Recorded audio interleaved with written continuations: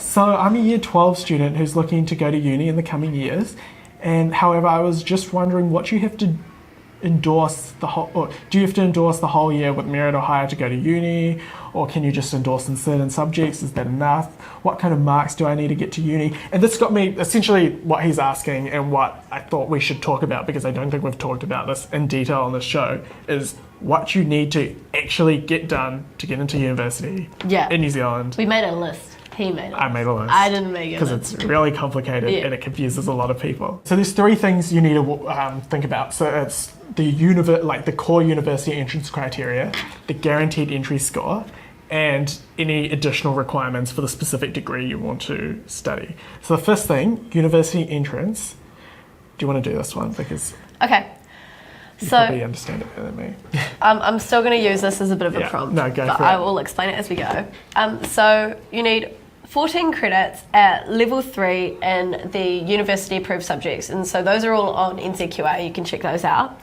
I'll throw the links to all the stuff we talk about, because a lot of it would take us way too long to read out.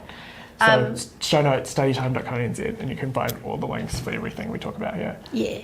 And then you need 10 literacy credits at level 2.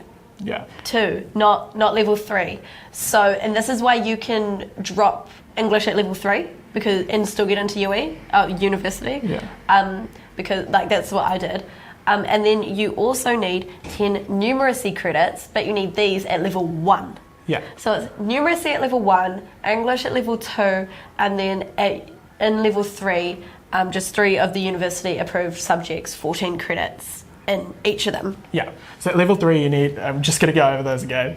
Level 3, 14 credits in 3 different university approved subjects. Which is 28, 34, so 42? 42 credits. 42 14 credits. in each out of 3 approved subjects. And then the 10 literacy credits at level 2, 5 of them have to be in reading and 5 of them have to be writing. They have to be in only specific standards qualify for that. We'll throw a list of those in the thing. And 10 numeracy credits at level 1. Again, only certain standards meet those criteria. We'll throw a list of those again. And the literacy, actually, just on that note, those literacy credits, you don't even necessarily need to get those from English. I actually think drama does a heap of them. I think I know there's most people... There's a bunch of media studies standards that are eligible. I got the media, I think even there's some history. text standards, there's a lot. So it doesn't even necessarily need to be English, but if you're not taking it through English, I would take triple check. Just triple check that the standards that you'll be undertaking in your other courses will make sure that you get those credits. I might also put a visual list of this on the website as well, just so you can triple check. Okay, so that's the university entrance thing. So you need to meet that. That's like the first set of hoops you need to jump through. Then the hoop number 2 is the guaranteed entry score. So that's kind of the main thing that will tell you if you're going to get into university, and then what courses you are able to get into at university.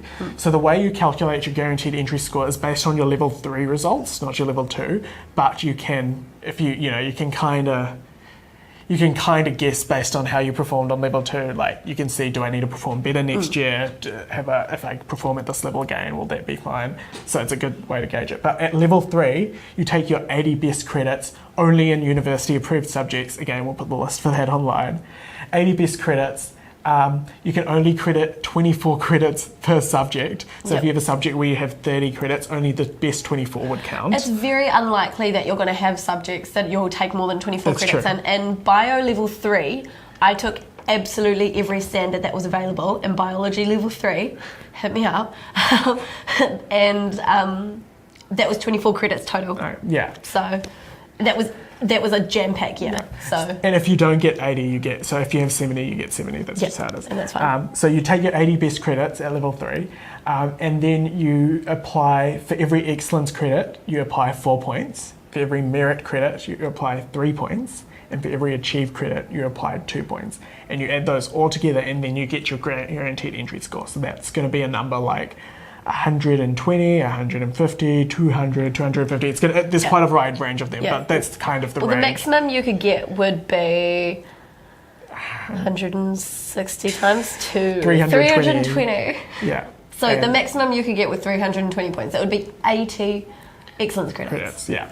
And then, so once you work that out, then go to the website of the university that you're interested in, or just Google like guaranteed entry score and then just type the university, and you should really easily, we'll chuck all these in the show notes, but you should fairly easily find the page where it says what guaranteed entry score you need for each course. So I've got some examples here. At Victoria University, to do a Bachelor of Arts or Bachelor of Commerce, you need 150 points.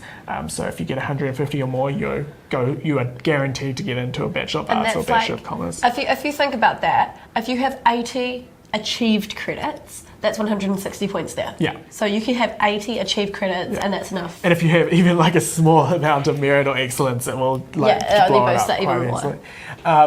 But then, so the biggest one I could find, the hardest course to get into based on the guaranteed entry score, is a Bachelor of Science majoring in biomed at Auckland. That requires 280. So to get that, you're looking at like pretty much straight excellences.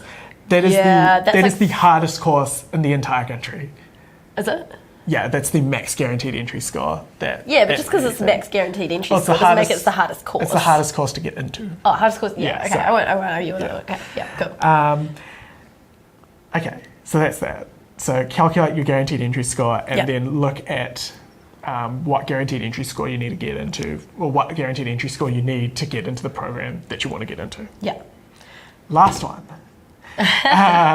Some degrees, not all, but some degrees, especially more of the specialist degrees, have other requirements that you need to meet. Yep. So again, you need to go to the university website, look at that specific course and see what the requirements for that are. I've done just some examples here. If you want to do engineering at Auckland, you need to have done all three level 3 chemistry and calculus externals. If you want to do engineering at Canterbury, you have to do 14 level 3 credits in physics, calc, and chemistry, depending on your major. So it's kind of stuff like that.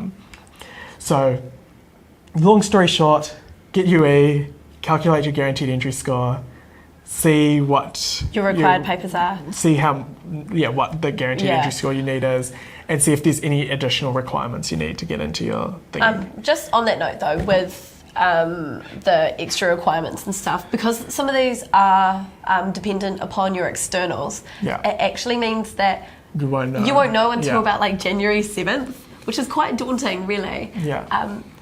But I've known people before who haven't actually made that before, and I've talked about these a few times now, but you can take bridging courses, like a 6-week course before the start of your course.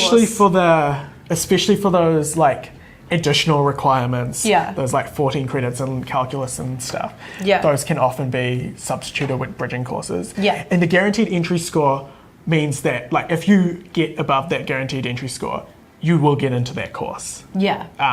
If you get below that, you still might actually get in. There's just no guarantee. It depends on how many people there are that year, etc., etc. So there's, again, like everything that we always talk about, I think here, there's nothing that you can never do so bad that you can never do what you want to do.